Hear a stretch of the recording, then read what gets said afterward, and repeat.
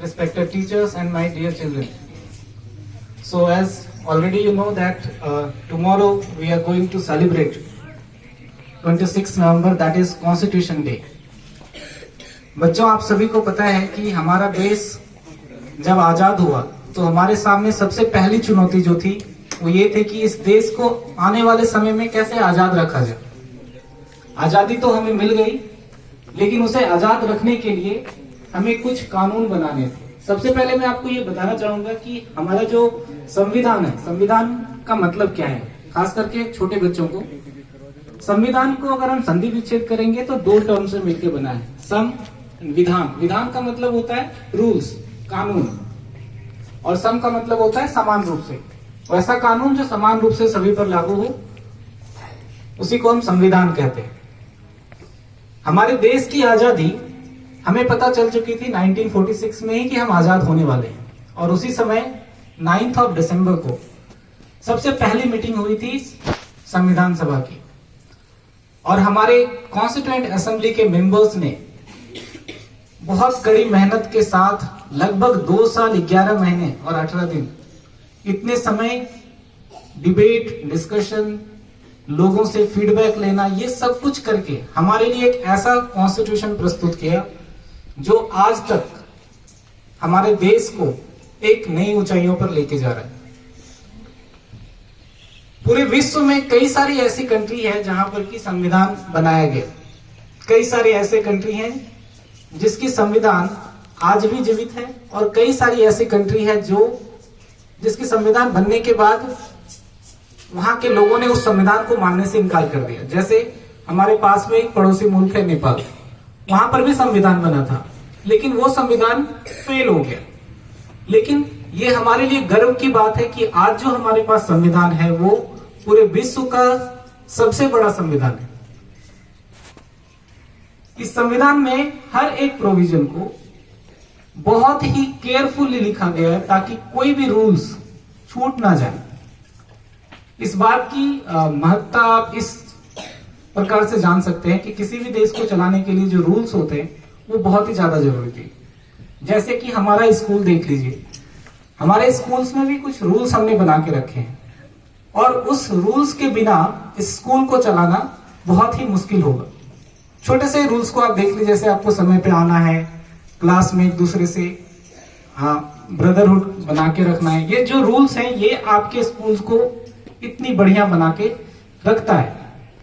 अब हम बात करते हैं कि जब हमारे संविधान निर्माता ने संविधान बनाए तो उस समय हर एक नागरिक के बारे में ध्यान रखा। जैसे कई सारे देश, इवन हमारी कंट्री में भी कई सारे ऐसे लोग थे जो पिछड़े हुए थे, उन सभी लोगों के लिए कुछ खास कानून बनाए गए। इनमें से एक कानून जिसके बारे में आप सभी ने पढ़ा है, जो छोटे बच्चे हैं वो नहीं पढ़े होंगे, मैं दोबारा से एक बार बता देता हूं आपको, वो है हमारा फंडामेंटल राइट्स, मौलिक अधिकार। हम सभी के पास 6 मौलिक अधिकार हैं। पहला है right to equality, second one is right to freedom, third one is right against exploitation, fourth one is right to freedom of religion, fifth one educational and cultural rights, and the final one is right to constitutional remedies. ये जो अधिकार हैं ये हमें संविधान सभा ने दिए हैं, और इस अधिकार का प्रयोग करके हम अपने खिलाफ होने वाले किसी भी तरह के भेदभाव को हम रोक सकते हैं, और अपने लिए आने वाले समय में कई सारे मौके क्रिएट कर सकते हैं जिससे कि हम आगे बढ़ सकते हैं। उन बच्चों के बारे में सोचिए, आज से 100 साल पहले मैं आपको ले जाना चाहूंगा। सोचिए कि बच्चे स्कूल जा रहे हैं और कुछ बच्चों को टेबल और चेयर पे बिठाया गया है और कुछ बच्चों को नीचे बिठाया गया है। अगर आप उस समय होते तो आपको कैसा लगता? ऑब्वियसली अच्छा नहीं लगता। इन सभी चीजों को खत्म करने की जिम्मेदारी हमारे कॉन्स्टिट्यूएंट असेंबली ने ली, जिसमें प्रमुख भूमिका जो ड्राफ्टिंग कमेटी के हेड थे डॉक्टर भीमराव अंबेडकर ने निभाई। बच्चों, हमारे जो मौलिक कर्तव्य संविधान ने हमें दिए हैं उसके साथ साथ हमारी कुछ जिम्मेदारी भी बनती है। अगर हम चाहते हैं कि हमारा देश इसी तरह आगे बढ़ता रहे तो अधिकार के साथ साथ हमें यह भी समझना होगा कि हमारे कुछ मौलिक कर्तव्य भी हैं, जिसे हम फंडामेंटल ड्यूटीज के नाम से जानते हैं। कुल 11 मौलिक कर्तव्य हैं हमारे कॉन्स्टिट्यूशन में। कुछ मैं आप रिपीट करना चाहूंगा, जैसे कि to protect our natural environment, to promote brotherhood, है ना। तो हमारे देश में कई सारे ऐसे लोग हैं जो हमारे देश को सेवा दे रहे हैं, जैसे कि आर्मी के जवान बॉर्डर पे लड़ रहे हैं, जो डॉक्टर्स हैं वो आपको डिजीज से प्रोटेक्ट करते हैं, जो टीचर्स हैं वो आपको पढ़ाते हैं। हर एक लोग अपना अपना योगदान दे रहे हैं इस देश को आगे बढ़ाने में। अब आप में से पूछेंगे हम तो अभी बहुत छोटे हैं, हम क्या कर सकते हैं देश के लिए? आप भी कर सकते हैं।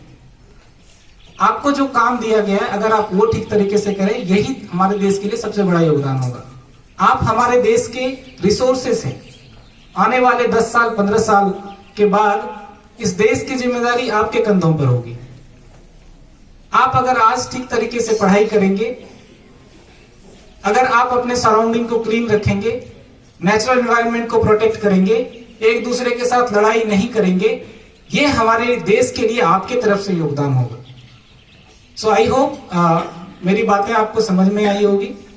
धन्यवाद। जय हिंद। इसके अलावा